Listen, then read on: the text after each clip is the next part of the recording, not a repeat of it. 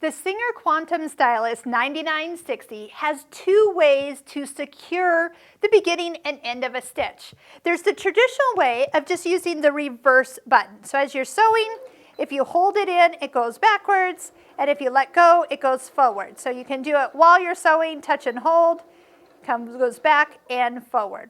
So that is what most people are used to doing these days. But there's also one other way. So if you look down here, there is a feature with a bullseye. This is called a tack button. Sometimes I refer to this as a locking stitch. So when you do touch it, it just shows up on the screen. So let me just show you how this works.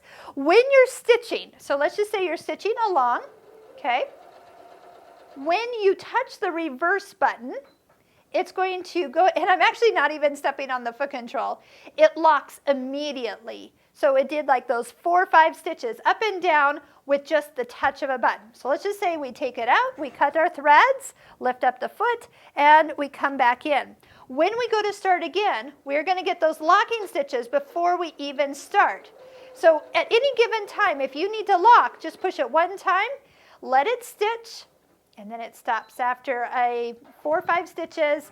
And then instead of having doubled up stitches as you go back and forth, this allows you to have a locking stitch all in one place, super easy and done. So it just does the same amount of stitches at the beginning and at the end. But you only have to touch it one time and you don't have to hold it when you've activated the tack button or locking stitch button.